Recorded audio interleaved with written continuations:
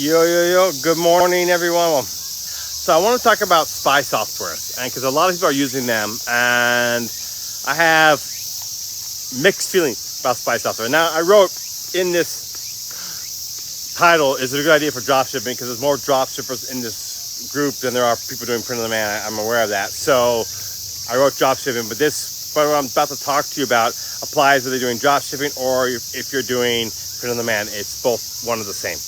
So, what are the benefits, and what is the biggest demerit? I mean, like, we're talking a massive demerit of the spy softwares, which is why I actually don't like them, and I don't really recommend them in general, unless you truly are disciplined to use them right. Okay, so let's talk about the good thing about it.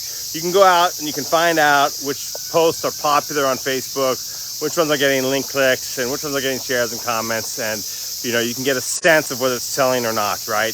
Now, obviously, you can't get all that data right, but you can get a sense, right? And also, by the way, they're not perfect. They're not perfect. I've seen cases where my stuff, or even coaching student stuff, don't get called up on the spy software, and I'm scratching my head why, because sometimes it doesn't, sometimes it doesn't. So if you assume that the spy software is 100% accurate, you're lying to yourself. It's not 100% accurate.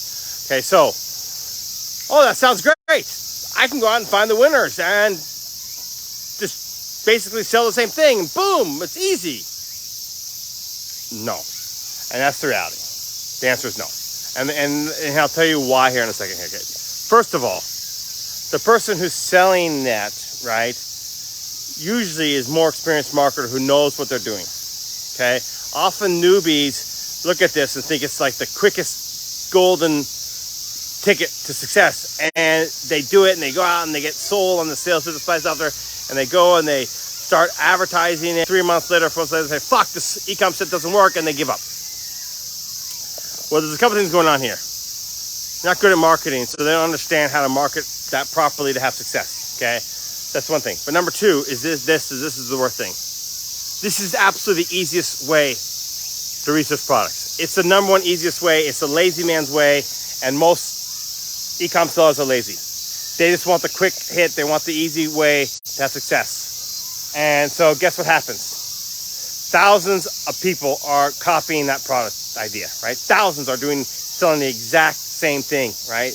They're just copying it, right? So, and they're slow to, the first couple people, or first 3 or 4 people who are, whatever people, depends on the product and the niche, because some niches are smaller and bigger than others. The first few people are successful with it because they're first to the market, and 2, they know what they're doing, right? They're more experienced sellers, right? But then the rest of the sheep follow. And there's thousands of people trying to sell it, and they get slaughtered, and they lose money on those. One of the biggest examples I can reach of is about 5 years ago, those fidget spinner things. These fidget spinner things were really, really popular, right? They were selling like crazy in stores. They were selling crazy online. And I know, in fact, I even sold those fidget spinners and had some luck with it. And I know some people who had success with it. But I know thousands of people who tried and lost money on it too. I don't personally know them, but I've heard of them. And through talking to friends and joining masterminds, I heard they didn't have success with that. So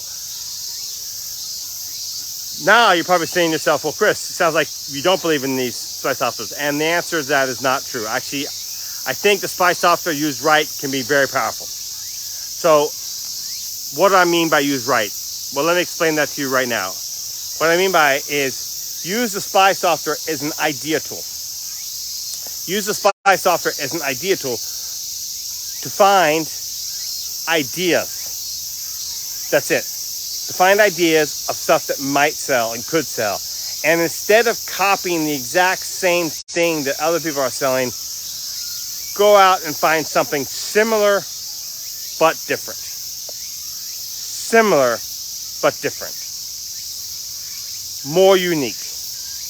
Right? Don't just regurgitate. The reason why tons of people lost money on those fidget spinners, why some of us made money, was because everyone was trying to sell the exact same fidget spinners.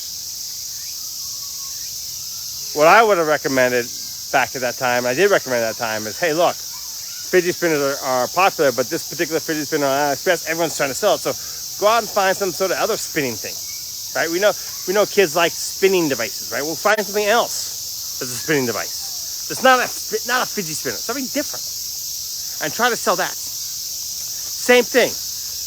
with a t-shirt idea, right? Or a hat idea. If something's selling, make some tweaks and changes to the idea, right? And try to come up with something interesting that's unique, but similar. That's the key to how to use those spice softwares and not be a sheep following the masses. All right, guys, cheers. I love you all. If you're interested in working with me, there's two ways you can do it. You can message me at private coaching, which I highly recommend. I push my coaching because I know it fucking works. I've been doing this coaching for a long, long time. I know my private coaching is awesome. Maybe it's beyond the means for most people. I don't know. I mean, it depends on your financial situation. But I do have a course in Mastermind that's affordable for everyone. It's $100 a month. You go to ecomvantage.com, ecomvantage, VANTAG.com. It comes with a special support group that I actually answer a lot more questions than I do in this group. In this group, I do support you, but the level of support you get in that group is just totally different. By the way, one thing I should mention is I for some reason on the sales page, I focus more on print on demand. On the new sales page, I may mix that up. But I talk about print on demand a lot on that sales page, but the reality is there's both dropshipping and print on demand in the course. So, all right, cheers, and we'll see you in the next video. Love you all. I'm going to be coming to you guys with daily tips in this group, not almost daily tips, almost every day, but not every single day. Cheers, we'll see you next video.